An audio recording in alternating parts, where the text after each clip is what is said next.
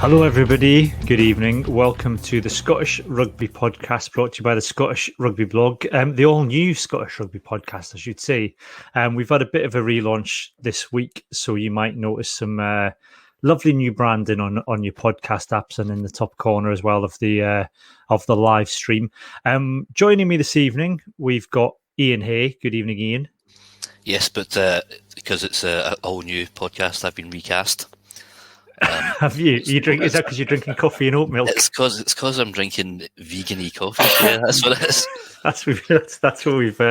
Is that we're relaunching Iain Hay? No, we're not going that far.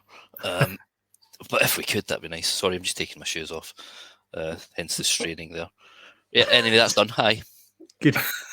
I'm glad we got that out of the way. And also joining us this evening, we've got Craig Manson. Good evening, Craig. Good evening. How are we doing? My part of the relaunch is fitting in with you two boys. I've brought the beard back, so very good.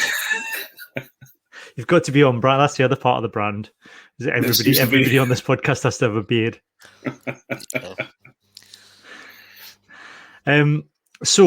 Yes, we're doing a bit of a relaunch.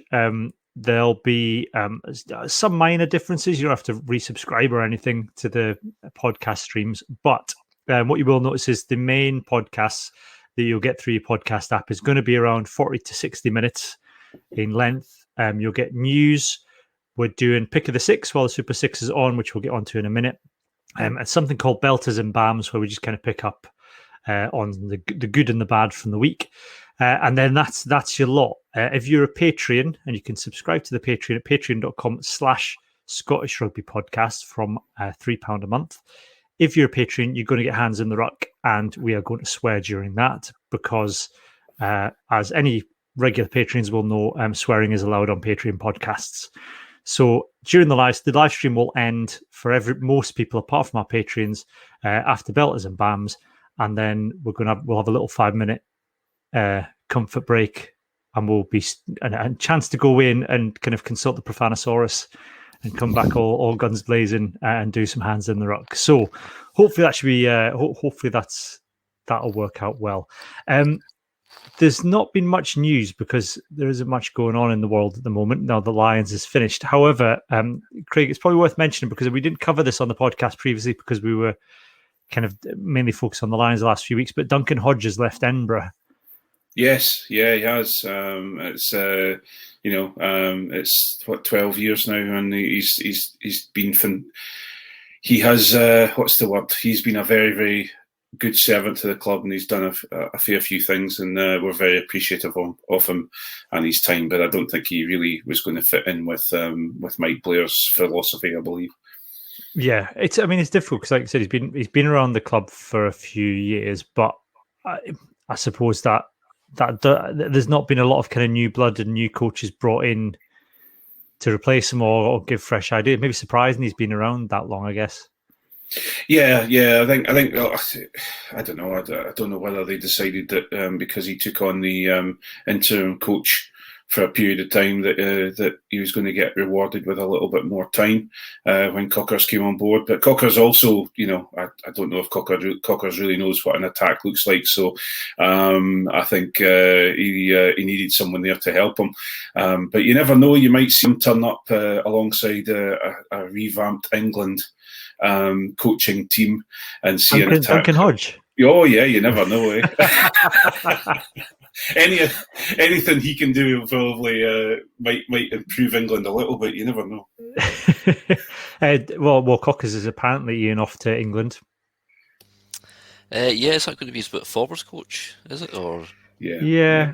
I can imagine. I'm not sure that the forwards are going to be welcoming the idea of having Eddie Jones and Richard Cockrell beasting them on at national windows. I mean, that's exactly what I was going to say. There's already been frequent murmurings of players thinking that Eddie Jones drives people too hard. And then we've had John Barclay saying the same about Richard Cockrell and murmurings of Richard Cockrell driving people too hard. So I think you're just adding kerosene to the fire there. It's like you're a Munster player at a barbecue. It's going to be immense. So just think, if you thought the England team weren't enjoying themselves being part of the England team already, just wait. I think it's like just grumpy old men. It's like Victor Meldrew or a still game has just started again down in England. The pair of them sitting there, look, he's crap. Oh yeah, he's crap as well. And it's going to be interesting. Yeah, it will be. The press conferences, if they unleash Richard Cockerell at a press conference around Calcutta Cup time, are going to be interesting now. But I think it's yet to be officially announced, so we'll see. We'll wait and see. Yeah, we'll wait and see. He's still, interestingly though, they always still call him in most of the rugby press as former Leicester director of rugby Richard Cockerell, despite the fact he was at Edinburgh for 4 years. No, apparently we don't. But we'll soon see when Mike Blair revs us up a little bit. We'll see how far we get. Okay, I haven't done it. I did promise, and apologies to Martin Bell who requested a new jingle for Pick of the Six. There is one coming. There's been issues this week that have meant that it hasn't happened. It's basically going to be me singing Pick of the Six to the Blankety Blank theme tune because I think I can get away with it for rights reasons. It scans. It's fine. Cool. So we're doing Pick of the Six during the Super 6 season, which should take us up to the United Rugby Championship. I'll get that right, not the Ultimate, the United Rugby Championship. And it is I've written it down, the FOSROC Super 6. FOSROC, isn't it? I've written that down as well. No. I don't know. FOSROC. I kept saying FOSROC. I've said, you've ruined it. I thought we would get it right this week, Ian. Am I wrong? I thought Dougie Donnelly, not Dougie Donnelly. 5 points. 5 points. I was close. I got confused with the jingle. I was thinking of the jingle. He was calling it the FOSROC as well. It is the FOSROC. You've right. I just double checked. I've written it down. Wrong. I thought I'm going to write it down this week, so I'll get it right, and I've written it down wrong. I always get the Heineken Cup because is it ERPC or EPRC? I always get the P. They both got. They've given them in Europe. They've given them the really similar names. And it's really, really weird because then it's hard to. Isn't what won the challenge and won the champions? Yeah, but there was one season where it was when they didn't have a big sponsor on it. Was there was initials going on, and if you typed in the wrong ones, you ended up with some human resources firm based in San Francisco or something. So that's not where I can find out the referees for this weekend. No, that's not right. Yeah, so it is the FOSROC. I must remember. As discussed previously, I must think of Fuzzy Bear with a guitar, and I'll remember it. So pick of the six. There's 3 games this week. The idea is we just kind of pick out kind of what we liked, what we enjoyed. A couple of talking points each from the games. Craig, I'll start with you. And what's your kind of pick of the 6 this week? Well, obviously, it was the Stirling Heriots game on. It was on or played on Free Sports, and then you had to catch up online with the other games or on the Scottish rugby platforms. Heriots are showing. I thought they would get their act together. But they are showing quite regularly that they are not ready for this season. How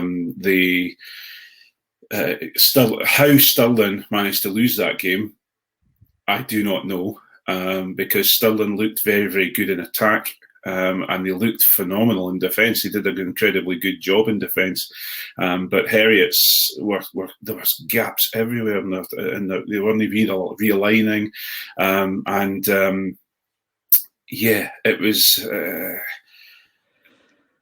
It struck me that they looked like a club side below the Super 6 level at the moment, which is a shame because they've got some phenomenal players in there that need to show their to step up.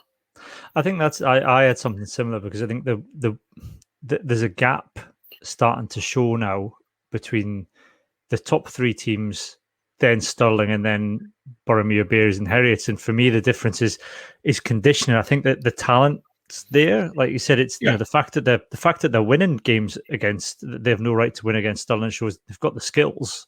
So it's not a skill set one, but if you look at, particularly in the front row, you've got guys that look like the club players playing at what should be a semi-professional level. So I don't know if that's just coronavirus has hit their preparation, so they've not been able to sign. They're kind of having to scrat around for club players who can come in and do a job for them early doors.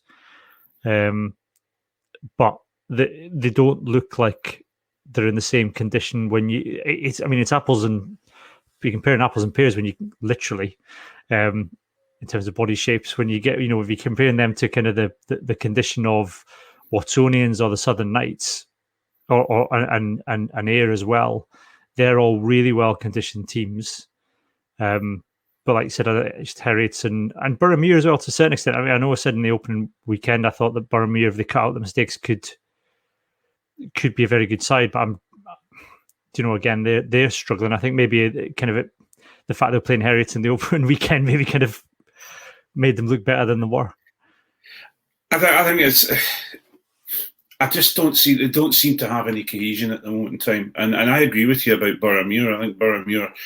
That was one of my points in what I've been, watching, and Boroughmuir seemed to have some phenomenal players at their disposal, and they just don't seem to be coming together as well. So I don't know whether it's a lack because of COVID. I think everything in the world is going to be blamed on COVID for the next couple of years. But it just seems they just don't seem to be right. I don't know. And I don't want to keep coming back to the format of the Super Six. And it's a fact that we have 3 teams based in Edinburgh. So the pool of, particularly front row, which is a specialist position. Other positions you can, you can find a tall lad to fill in at lock. You can find enough people to fill in the back row, and you can probably find enough backs. But getting somebody who can play front row for you in a pool like as big as Edinburgh for 3 teams is always going to be a struggle. And I don't know if that maybe plays into a bit, Ian.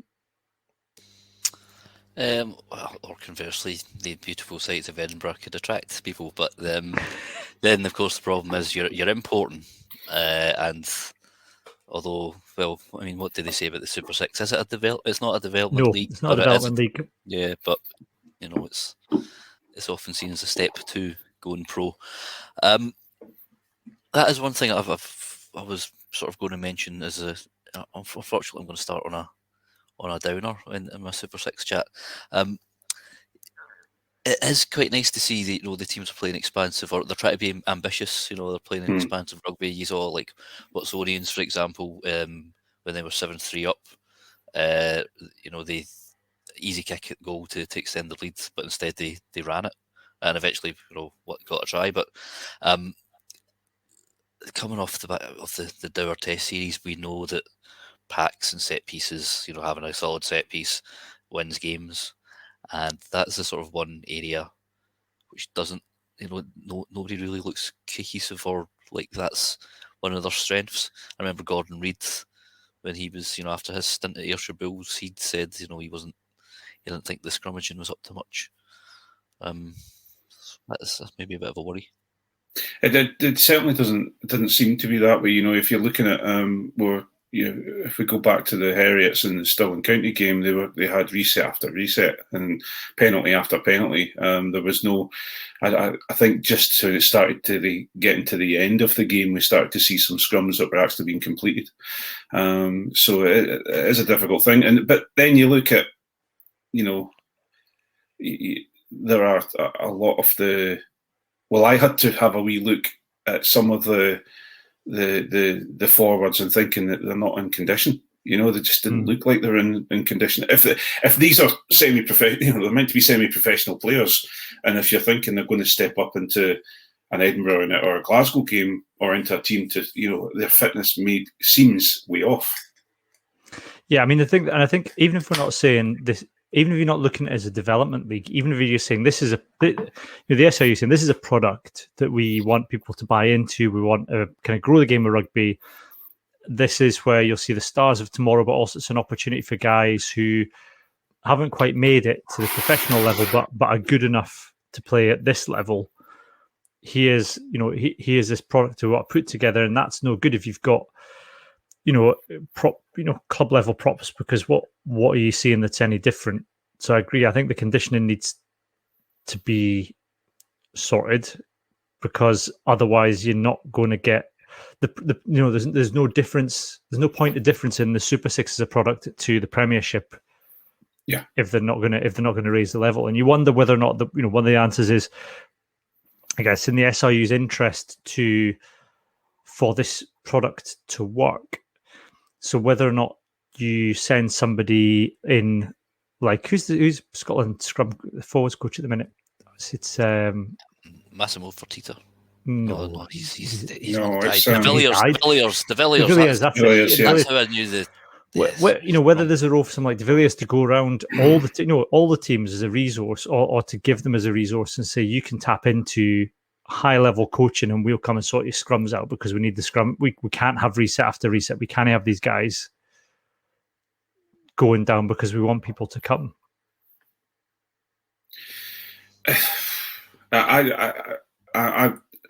I would, but then is it then a development league? You've got coaches. There's coaches that are being paid to go and to actually work with these teams. They're getting paid money. They're part time or whatever they are. You've got some of that. You've got Ryan. Is it Ryan Grant? I think it's gone to one of the teams as well, or is he in one of the Premiership teams? Anyway, but they're bringing these coaches through. They should be really aligning with the Scotland setup. I guess the answer is, after the season, if guys aren't willing to come in and do the conditioning work and get themselves into shape, and we give them a bye this year because it's not a normal season and they've maybe struggled for front rows. If they can't get good quality, well conditioned front rows, I know there are plenty playing in the Premiership, National 1, National 2, National 3 who are probably in much better nick and condition, who could go and do a job. We give somebody else a chance, sign somebody else up. But the something I was thinking, Ian, in terms of what you were saying about just the fact they're playing expansive rugby. I think it's great for obviously for the spectator, but I do think, and particularly the Watsonians Borough game, I think the better teams need to be a bit more ruthless with the defence, and with Borough scored that try through Kaleem Burrito, and that it was a phenomenal try, step and go, and it was the only thing they really looked like doing all day. But aside from that, they shouldn't have. They should have really shut up shop when they were that far ahead. And I think the same with some of the other teams. You see that, it's great to have these high scoring games, but I'd much rather. I think if the longer term game is for these teams to start moving and playing into cross border competitions, the guys say maybe English Championship sides or Irish club sides or whatever, Welsh sides, whatever.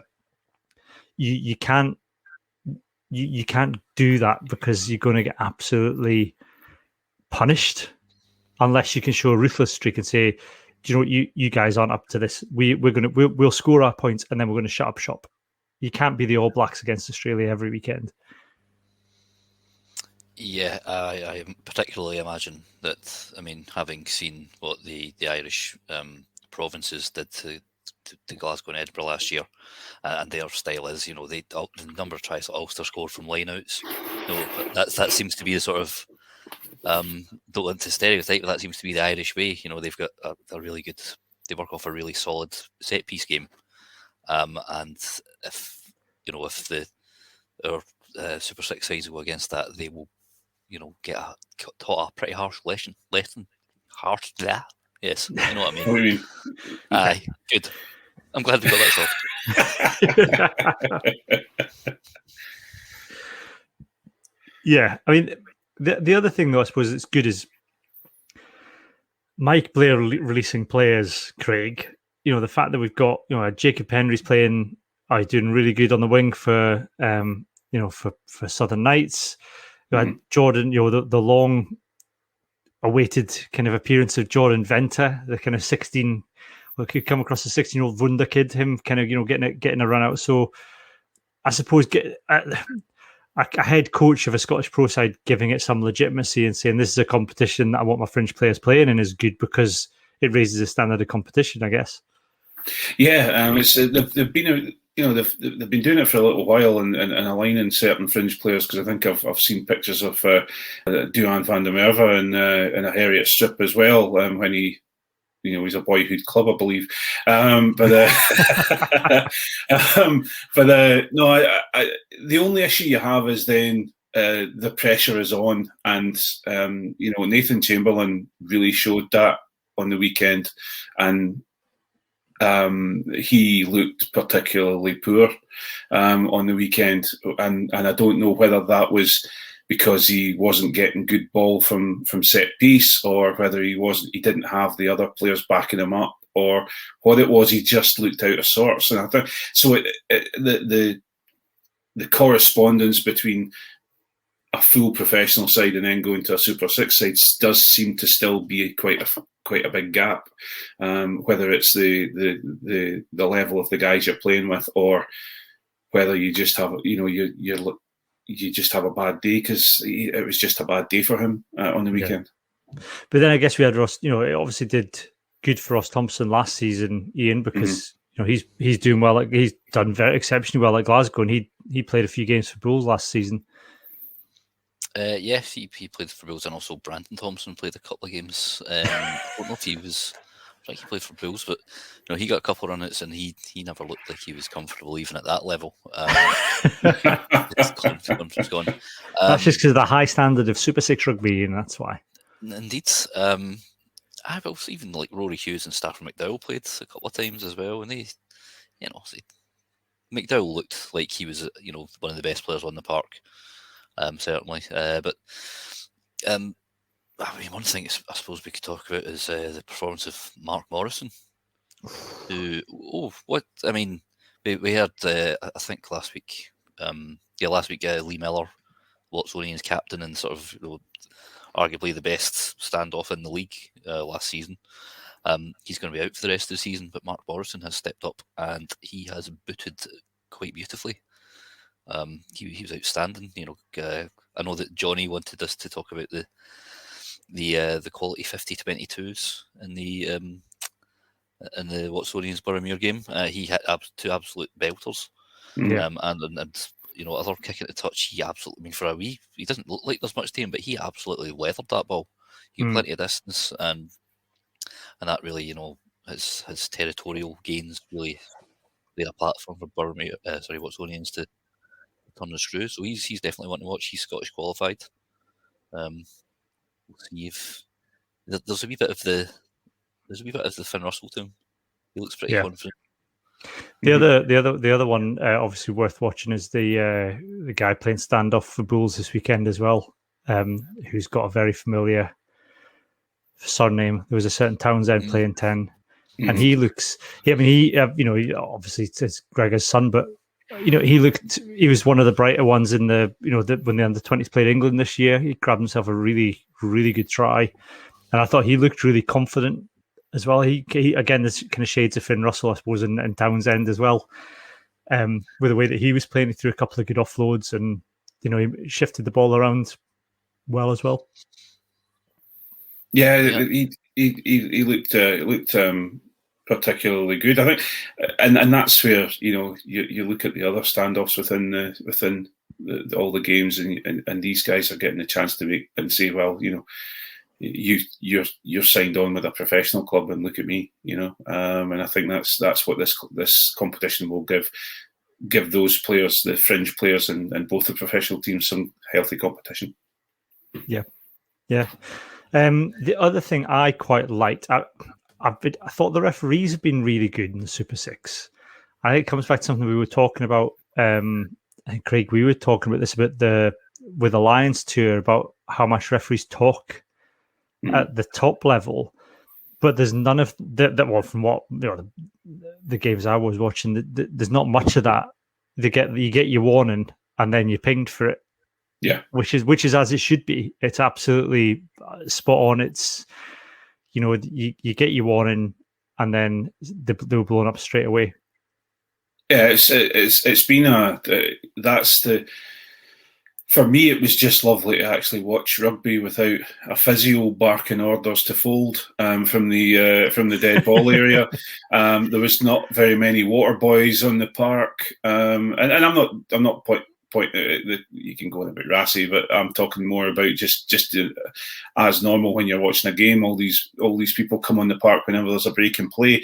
You didn't have that, so it was good. And also what I liked about it is that the referees were working with their assistant referees very well, because they didn't have a TMO to go to, so it was very much go over. What do you think? And I saw the referee on the Stirling Heriots game was about to do. I think he was going to give a yellow card, if I remember correctly, to Ian Wilson, and the assistant referee said, "No, actually, let's have a look at this." And they talked about it, and they actually said, "Right, okay, it's just a penalty," which I think was a correct decision, even though Ian might disagree with me.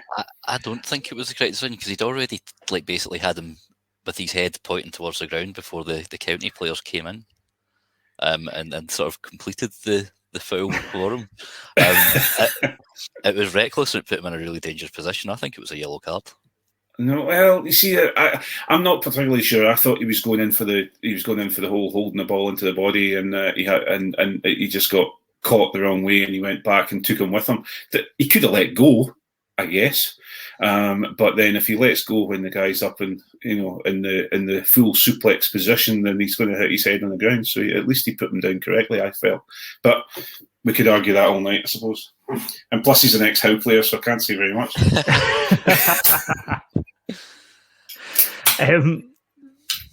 There was another one, I think, was it the Bears Watsonians, where two players from each side got yellow cards for afters? Yeah. Yeah. And again, that's just good refereeing, isn't it? It's like, I've had enough, I've given you a warning, no more, and then one of each of you go off. Yeah, because earlier on, I think Iain Kenny just lost patience, because the second half, the first half of that game was excellent. I thought, it was really entertaining, but then the second half just became a bit of a penalty fest. Because remember, there was a penalty was awarded for somebody sarcastically tapping the ass of a Boroughmuir player. And then, like you said, there'd been a few wee handbags, and then once it was going off for the fourth time, it was like, right, you two, I've had enough, both eat off. So yeah, that was good to see, and no need for lots of discussions with the assistant about who'd started it all and all this. It's just the pair of you just acting like one each. I don't care who you're off. Pair of wallopers, off you go. Yeah. Any other picks for you, Iain? Wanted to just a wee highlight from the Eric's game, that Jed Gelderbloom tackle, the try saver in the corner. That was Chris Patterson-esque. Did you see that? Yeah. What an excellent tackle. He was really good when he came on. So that's another thing. And is it Harvey Elms with some nice touchline acrobatics? Who's the Callum Marshall? I know you'd picked up on the Boroughmuir and the Watsonians player coming into it was when the ball bounced, he managed to pick it up in one fluid motion. Did you see Callum Marshall's charge down? Yeah. I think Jordan Trotter's kick, and he managed to catch it. That's incredible. Yeah, that was how he got that ball. That was that was, I don't know. I think maybe the camera angle kind of threw us, because I think it did actually bounce on the ground, but it bounced straight up right into his hands. Yeah.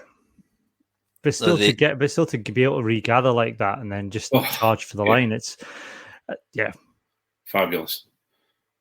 So yes, there's been some good skills. I mean, I think there's maybe been some cohesion issues. Obviously, it was the first time they've played. It's only apart from their warm-up games and all that, there's third competitive game in 16 months or so.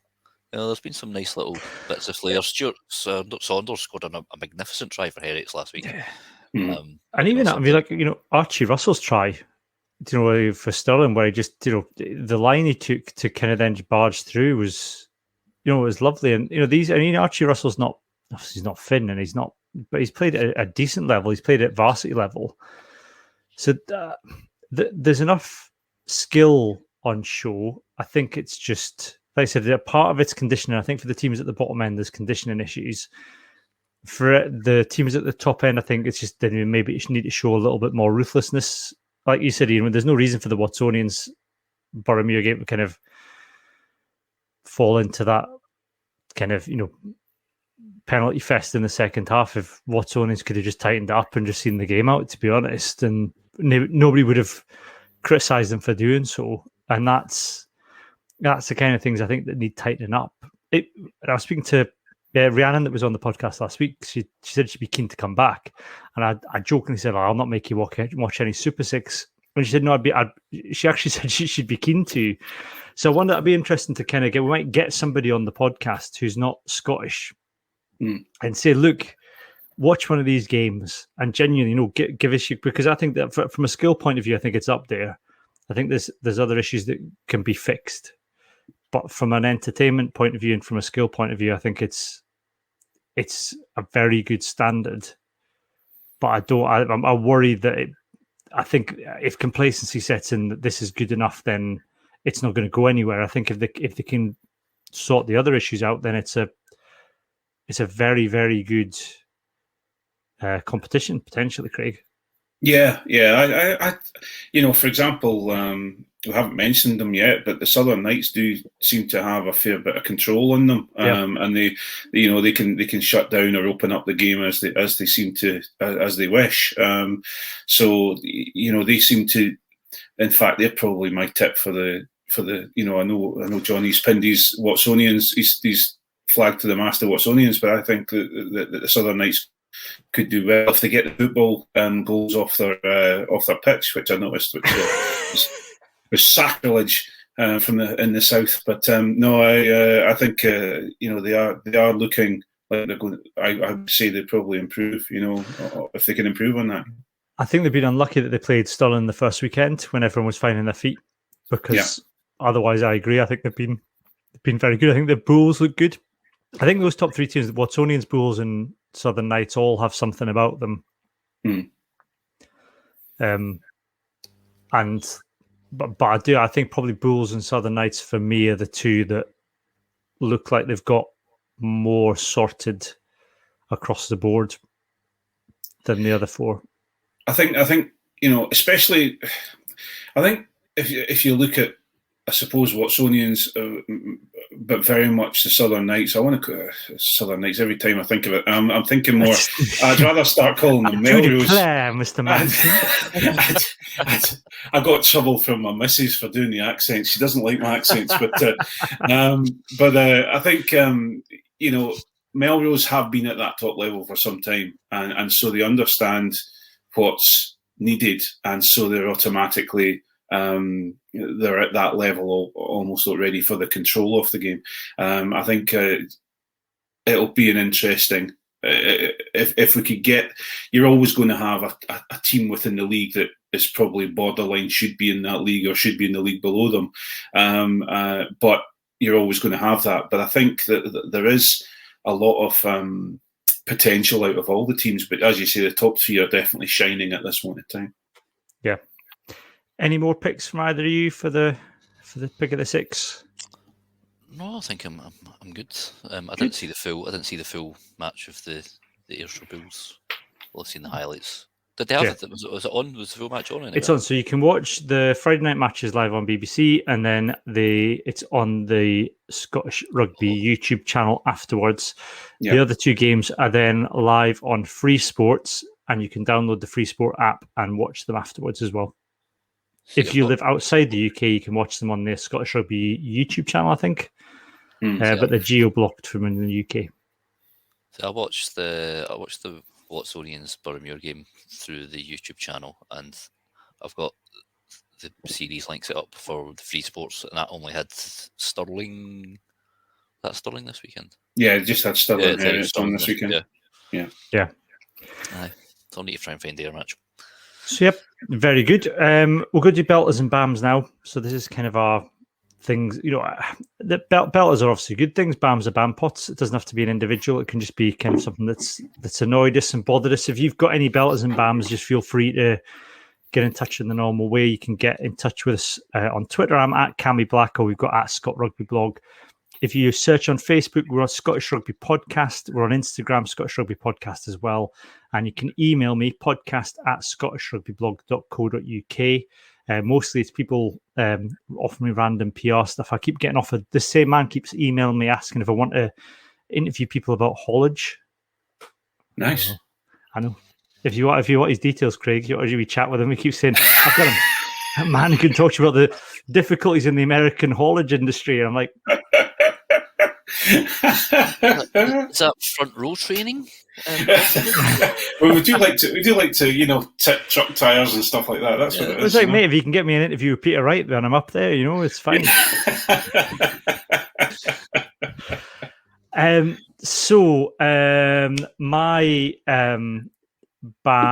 got a belter. I'll start with a belter. Louise Delgali, who's a former Scottish international, has been appointed the assistant coach of Japan Women's, which is very exciting. See a I guess a female Scottish coach being picked up and moving elsewhere. I think she was with she played for Scotland. She's coached Scotland under 18s for a bit, and then coached some women's teams in Scotland. So that's quite exciting. Yeah, Daggy's fantastic. She actually ended her coaching in Scotland on a win as well. She coached the Pigbarians to an Edinburgh Sevens women's win in their second. I think it was their Sofo Cup as well. She's done it. She's great, and my wife is involved with Pigbarians and knows Daggy quite well, and they are. She's done Scotland women a huge service, and good luck in Japan. She'll knock out the park, Yeah, it's really. I think it's quite exciting to see Scottish coaches, particularly a Scottish woman coach, getting the recognition and getting some international experience. Because that's only, I think, in the longer term, that's only a good thing. Not just kind of for the reputation of Scotland overseas, but developmentally, that it's something that potentially might bring back to Scotland or just go elsewhere. And obviously, she'll be in contact with people, so it's an exciting move. I would certainly, for me, I would certainly watch her, because if she's going to get a lot of experience out there, it'll be quite an interesting journey for her. But I would like to eventually see her back coaching Scotland women, and being involved in that side of things as well. Because in my experience of women's rugby, there's nothing better than a female coach coaching a female team, and I think we need to power. We need to make sure that this happens. And in fact, to be perfectly honest, there are fantastic women's coaches out there that will coach men as well, and get involved and bring a lot of their experience too. So I think. Well, we saw that in the Lions too, didn't we? They had a female coach in a physio technically, but coaching the South African. She knew how to fold anyway. That's for sure. Iain, have you got any belters or bammers this week? Belter, quite literally. Damian Mckenzie and his 59-metre penalty. Oofed. He looked like a deranged stork approaching the ball, though. Well, it works. It's, I know. That's not right. If a mullet's going to give you that, that's for sure. The mullet seems to be the power. It was more the way that he kind of pounced, like kind of approached it, I snuck up on the ball as though it wasn't expected him. If I take it by surprise, it'll go further. I did enjoy the stat that said that even if you only counted tries scored by players with mullets, New Zealand still would have beaten Australia this weekend. They've all got mullets, so it doesn't really. It's still a 15-man game. Speaking of which, then BAMs, with the exception of Michael Hooper and Tate McDermott, the rest of the Australia team, because they just collapsed. I mean, to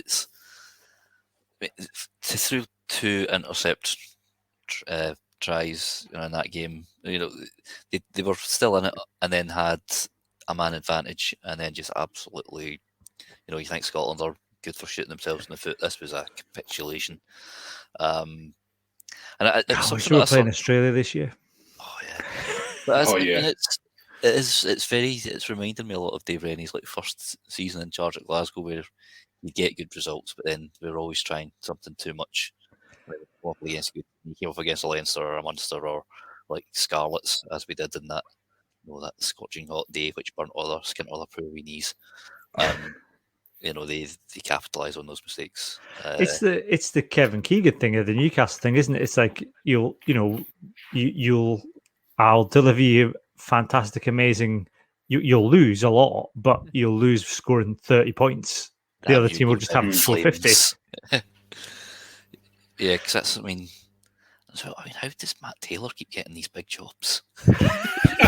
Seriously, his defensive system's clearly been worked out. Because Scotland's defence was going rapidly downhill, and then that's Australia just had their biggest ever tanking after New Zealand, and New Zealand have dished out quite a few tankings to Australia. So yeah, a bit of I think they need to tighten up. They're defending sort of Super 6 level against the All Blacks. It's really not going to help you. Yeah, I kind of think. I suppose if you tighten up it'd be interesting to see the All Blacks South Africa this year, and because that's obviously we got the All Blacks, haven't we, in the autumn, haven't we? Got the All Blacks in the Springboks. Have I got that wrong? No, with Springboks, we've got Tonga, Springboks, Japan. No. We got Argentina. I thought the All Blacks were coming. I'm getting confused with the summer. We should have been the. We should have been playing them in Dunedin, I think. Yeah, we should have been playing them this year. The autumn test internationals. Tonga. Oh, we are playing Australia. Yay! Yes. That's what threw me. I'm thinking there was Australia. Townsend v Rennie. This is two cats, two rave owners with leopards at the rave. That's what it is. It's Siegfried and Roy at the rave. Yeah. That'll be interesting. Well, if they start dressing like Siegfried and Roy, it'll be even more interesting. I can imagine Finn Russell dressing as Siegfried and Roy. He's got the white Lamborghini. Oh yeah, him and Ali Price would just knock it off really well. Do you not think? Just imagine Siegfried and Roy cosplay. That'd be amazing. Yeah, stroking a tiger, nothing like it. Hey, Craig, you got any belters and bams this week? Yeah, I've got a couple of belters. First one is Club Rugby is back. This last weekend we had some pre-season games and there were some sevens tournaments going on, and so for me it's just fabulous to see my the under 18 squad I'm involved with. My son's under 18 squad are playing this weekend for the first time. It's just fantastic to have club rugby back, and I'm really excited about that. And the other belter is Greg Laidlaw and Matt Dawson both coming out in protection of our wee Finn, telling everyone that he's not a maverick, he's a real boy. And telling them all that, especially I've got to say, Matt Dawson, I thought that a lot of words come out of his mouth that I don't agree with, but to turn around and say, and funnily enough, if we talk about Damian Mckenzie is in a similar style of Finn Russell madness and he is called a great for the All Blacks, and Finn Russell would be called a great anywhere else apart from this country where we call him a maverick, England call him a maverick. But I think for me it was great to see these guys coming out, people that, I'm going to say this, people respect, and actually saying, hang on a minute, Finn Russell. It might be a little bit too late, to be honest. They should have been saying this many, many times before now, but I think it's great to see people backing him up a little bit. Yeah, particularly when Dawson, I don't think, whenever he wrote his 23s, he wouldn't have Finn Russell in the 23. No. So, but not pot kettle, just you're a bit late to the party, Matt. He didn't exactly. He didn't come out and say he was wrong. That's the thing as well, I suppose. Yeah, no apologies. And mercurial. I hate when people misuse mercurial. He's just good, right? Mercurial means sometimes brilliant, sometimes rubbish. He's just good, right? Can we stop this ancient old? He's like, so let's say he has maybe one or two more bad games per season than someone like Johnny Sexton. It's still the rest of the time, 95% good games. People hit slumps in form, Owen Farrell's yeah. hit a thumping form, and they're all, jumping, try to jump in front of whatever newspaper or camera they can to insist that Owen Farrell is, a test match animal. And he's got a little ice in his veins, even though Sia Khaleesi said he looked like he was bricking it before the coin toss of the World Cup final. So yes, well, I'm good on Greg and Matt. There was the interview on the official Scottish Rugby podcast is worth looking out with Finn. I see it's been a great week for us, by the way, because every single news outlet that has carried the stories of of the Finn Russell interview has said he was speaking to the Scottish Rugby podcast. So our listener numbers have shot up this week. So apologies to anybody who was disappointed when they tuned in to us chatting away last week. But hopefully they said enough to get some ad money. Well, that's it. With there's ads at the start of the podcast. All they have to do is just listen to those and then hear my voice and go, "This clearly isn't Finn Russell." That's not Chris Patterson. What's going on? This man, and then two people he claims to be Welsh who don't sound Welsh talking about the Lions. It's ridiculous.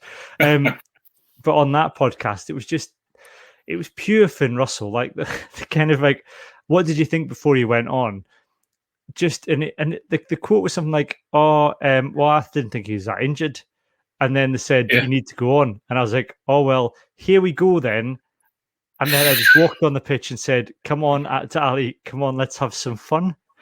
This is like the pinnacle. This is like, in rugby terms, this is the absolute pinnacle of like any, particularly like British and Irish player reaches a deciding third test. Any other player would be absolutely, I am focused on what I have to do. This is what I've got to do, and I'm so tunnel vision. Let's just have some fun. Away we go, and look, it gets results. Just when you can, all the people giving it for he smiles during national anthems.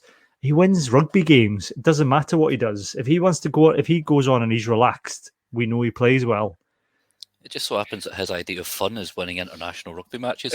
Exactly. Elite level, he enjoys being an elite athlete. So let him have his fun. I don't. One of the bams for me was all the press this week saying Finn Russell's criticised Warren Gatland, and he hasn't. If you he didn't at all.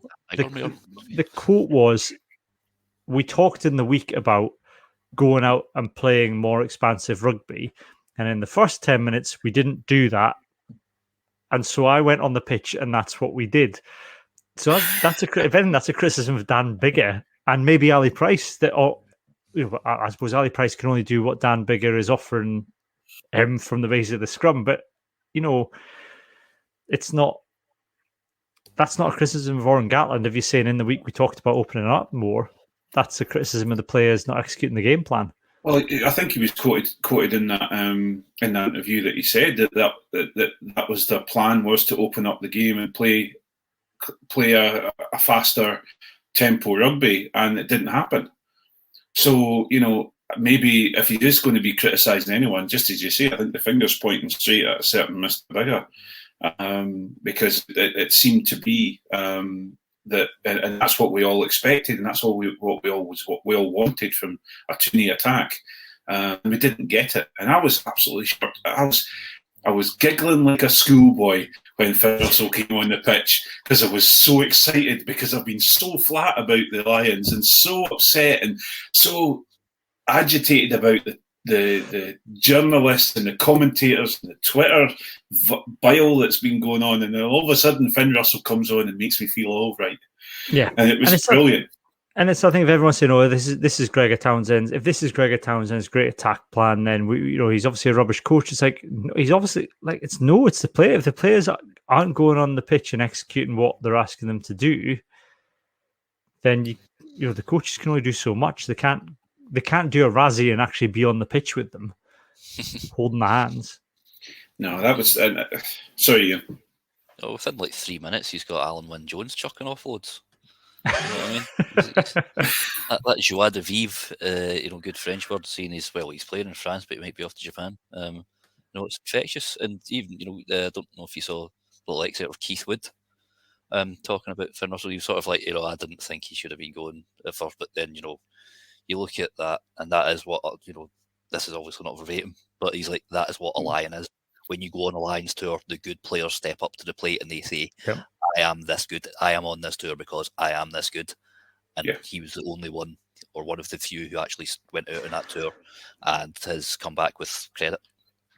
And I think 70 minutes of rugby, you know what I mean? Pretty much. And well, I think that's if they'd won that game of rugby, he would have been the player of the. I don't think for a moment Mario Itoje would have won the player of the tournament, because it would have gone to Finn if they'd won that match, because it was a deciding match and he comes on and does that. And I think the other frustrating thing, and I think we're probably guilty of it too in Scotland, is when he's quiet, Finn Russell, when he's not doing the kind of running into traffic and throwing loop passes and through, we think he's not had a good game. But it's just that he's smart enough not to try that. You know, if it's not on, it's not on. Yeah, his control's come in. His control has come in quite significantly now, and this is why I'm not getting too upset with people calling him one of, if not the best fly halves in the world at this moment in time, because he has now started to round his game off, and he's now, you know, his control on that. Yeah, people are saying minutes, and then he got beaten down by the South Africans. Well, no, actually, he was playing to the game, and he was being controlled. He was holding up. He was telling people where to be, and he was inviting people in to come for the ball, etc. So I think he is getting very close to being one of the best fly halves in the world. Yeah. Any more belters and bams from either of you? No. I had one belter, and that was I've had a couple of discussions about 2025 and who's going to coach it, and I have heard all of that. I've heard Pat Lam. I've heard this is approaching HITR territory. So it's ridiculous. Well, if you want to hear, I tell you what. Yeah. Should we save this for Hands in the Ruck and we can have a good swear about it? Absolutely. Okay. Let's leave that there then. So thank you very much, everybody who is, who's listened to us this week. Like I said, we're going to, if patrons want to hang around, we're going to do Hands in the Ruck in a moment. And we'll be back next week. I'm not going to be back next week, but John's taking the helm next week. It'll be more Super 6 chat, catching up on any other news. We should start to get some squad news and other bits and bobs from the Edinburgh and Glasgow. For the moment, though, it is goodbye from me and goodbye from Craig and Iain. Bye all. Catch you later.